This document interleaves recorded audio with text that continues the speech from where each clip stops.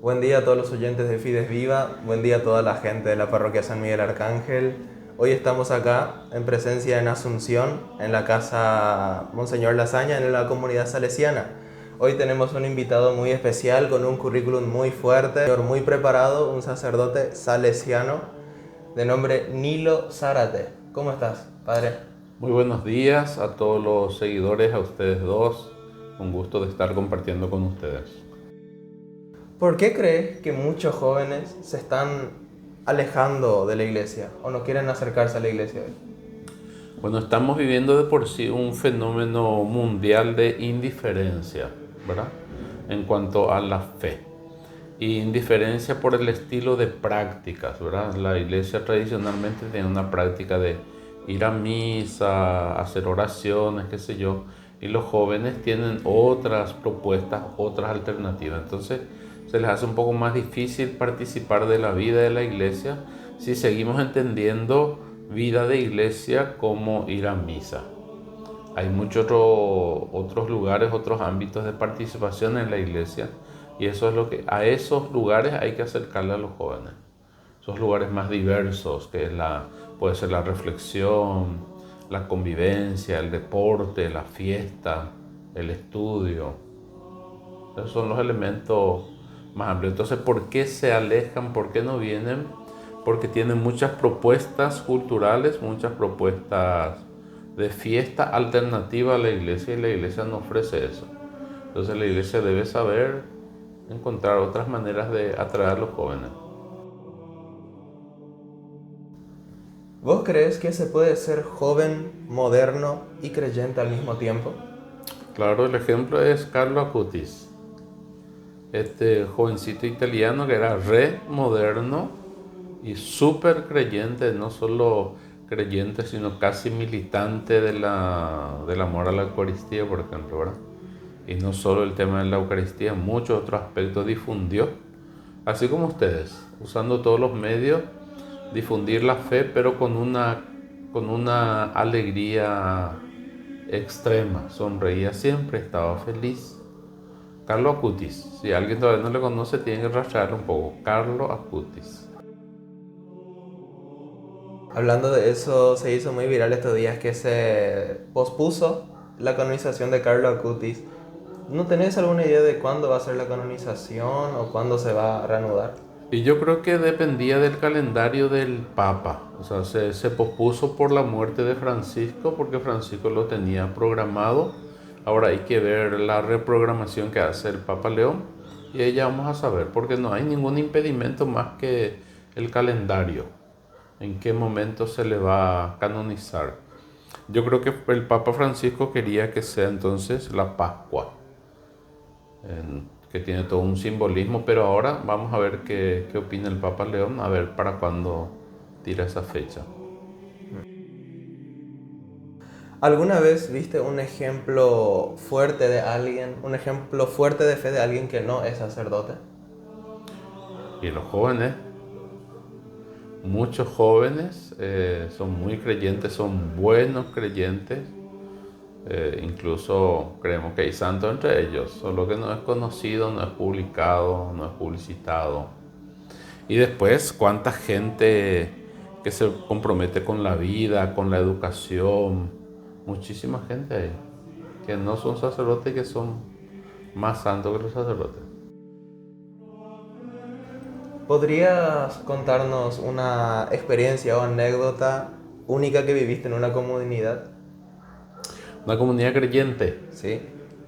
Y bueno, viste que yo soy más reflexivo de por sí, no me dejo impresionar por cosas, pero sí, en Chile he tenido muy buena experiencia con los jóvenes en cuanto a su dinamicidad, su fe, su alegría. Fui a una comunidad, a vivir a una comunidad pobre, una comunidad inserta.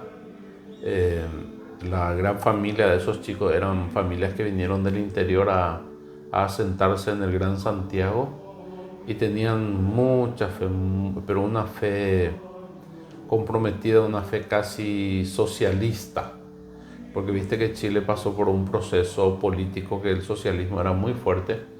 Entonces esos chicos entendieron la fe como un compromiso social. Y eso me impactó muchísimo. De hecho, que hay gente que salieron del grupo juvenil que después se metieron en política por el tema de trabajo social. Es una de las cosas que siempre me llamó la atención. ¿Qué estamos viviendo en esta novena de la fiesta patronal del Santuario de María Auxiliadora? ¿Qué tenés para contarnos de tu comunidad? María Auxiliadora es una devoción que entró fuertemente en Paraguay. Extrañamente no sabemos por qué agrada tanto María Auxiliadora. Tal vez por la idea de que ella siempre es la auxiliadora, ayuda mucho. Entonces esa devoción se expandió muchísimo y tenés que ver el entusiasmo de la gente. Por ejemplo, hoy aquí en el santuario, en su santuario va a haber 14 misas para poder recepcionar a todos los peregrinos. Y los peregrinos van a pasar por el servicio de la Eucaristía, el servicio de la misa, el servicio de las confesiones, el servicio de la comida. Es todo una fiesta. Hay familias que vienen y pasan media jornada acá. Los niñitos tienen después de cada misa, los niñitos tienen su chocolatada. Ese es en el santuario, con todos los servicios, ¿verdad?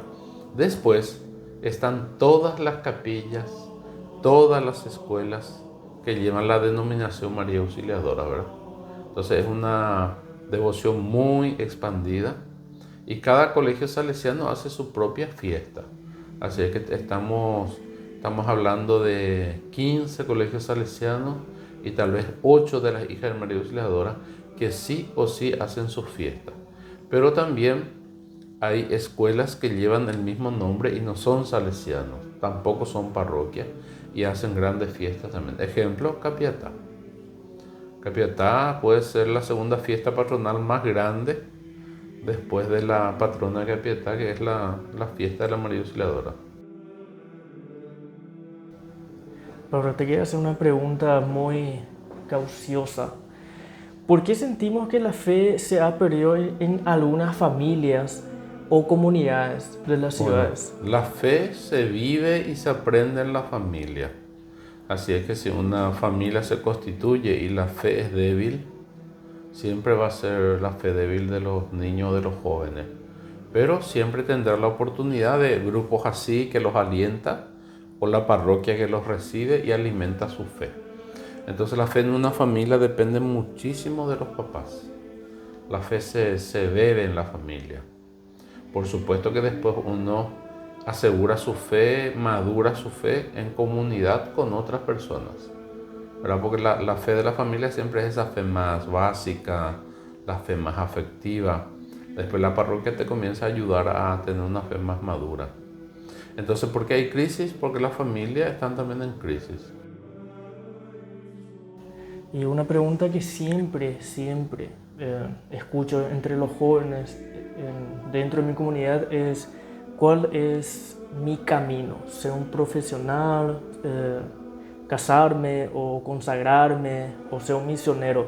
¿Cómo puede saber un joven cuál es su vocación? Bueno, la vocación es un llamado y es la sensación que uno tiene adentro, ¿verdad? Entonces, si la sensación de adentro te dice que te gusta tal cosa, te puede servir para servir a otros, entonces te vas comprometiendo. Vocación quiere decir disposición, pero también así gustos. Entonces, si uno, no sé, si su vocación es, no sé, tener hijos, vivir en una familia pequeña, custodiar a la familia, su vocación es matrimonial, ¿verdad? Ahora, si su vocación es entregarse por los demás, comprometerse por los demás, podría entonces ser una vocación religiosa. Entonces, todas las profesiones, todo el ejercicio de una profesión es una vocación. Un joven que opta por ser médico está entendiendo que es un servicio y tiene que prepararse profesionalmente. Y solo la vocación le va a ayudar a aguantar esos años de preparación, porque tiene un llamado, tiene una vocación. El gran problema de nuestros jóvenes hoy es que no quieren comprometerse ni entregarse. Aunque sientan la vocación, hay un miedo a entregarse, ¿verdad? A sacrificarse. El médico se sacrifica estudiando, el sacerdote se sacrifica preparándose, etcétera, ¿verdad? Entonces, el miedo es siempre al sacrificio, a la entrega. Sí, concuerdo completamente porque tengo varios conocidos que sienten el llamado a ser un sacerdote o seguir una vida religiosa, solo que tienen miedo o vergüenza. ¿Qué consejo o qué le diría a esos jóvenes que están teniendo esa crisis y siente miedo, siente vergüenza de seguir esa vida? ¿Qué le dirías? Es cierto que muchos jóvenes son muy nobles, quieren entregarse, pero siente la presión social, ¿verdad? ¿Qué dirán? Le van a criticar, se van a burlar y bueno, uno tiene que pasar por alguna prueba, ¿verdad? Entonces si es tu vocación, animarse a seguirla, no importando qué le parece a los demás, si me critican o se burlan. Pero es cierto, hay que crear un ambiente más sano para que aceptemos también la diversidad, aceptemos a los demás con sus gustos, con sus vocaciones, o sea, crear ese ambiente entre los jóvenes de respeto. Tuvo una pregunta personal. ¿Tuvo miedo de dejar cosas atrás para seguir tu vocación? A mí me agarró muy fuertemente el tema vocacional porque estaba en la adolescencia, había perdido a mi papá y me estaba preparando para la confirmación. Eso me agarró así enterito la vocación. Entonces tuve que responder y no, sin mucho miedo. Tal vez acompañado mucho también por mi mamá, que es la que muy creyente, la que nos ayudaba. Tal vez muy acompañado, muy fortalecido por ella. Entonces yo fui para adelante hasta ahora. ¿Cómo sería tu oración diaria si es que nos quieres compartir? ¿Hablas seguidamente con Dios o le tenés como amigo? Sí, nosotros tenemos, los religiosos, los que somos salesianos, jesuitas, franciscanos, siempre tenemos un esquema comunitario de oración primero, asegurar lo comunitario, ¿verdad? Que sería a la mañana un momento de laudes, el rezo de los salmos, y después una meditación de media hora o un poco más, personal. Entonces esa es la oración que hacemos estructuralmente, pero después está el personal. Encomendaciones a Dios, reclamos a Dios, tus proyectos personales que le presentas a Dios, esos son los momentos de oración. Oración para mí es levantar el pensamiento hacia Dios, que es lo importante. Después, ¿qué fórmula se usa? Eso es lo de menos. Si a mí no me ayuda, no sé, un Salmo 50, bueno, me salto nomás y voy al otro Salmo. O sea, no, el instrumento o la fórmula no es garantía para comunicarte con Dios. Pero nosotros de por sí hacemos entonces una alabanza a nombre de toda la iglesia, siempre cada mañana rezando las laudes o los salmos y hacemos meditación estructurada, estamos ahí. Y después cada uno está la Eucaristía como oración personal, está los momentos íntimos de cada uno al despertarse. Entonces, y si personalmente me preguntas, yo lo primero que hago en la mañana es levantar mi pensamiento a Dios, sobre todo mirando el proyecto que tengo en el día, el calendario, las actividades que tengo y pedirle energía para todo el día, como hoy. Muchas gracias, Padre Nilo, por aceptar esta entrevista con nosotros, con el grupo Fides Viva. Te agradecemos por tu tiempo y espero que esta entrevista haya sido muy beneficiosa a aquel joven que siente duda o está en duda de su fe o de su vocación.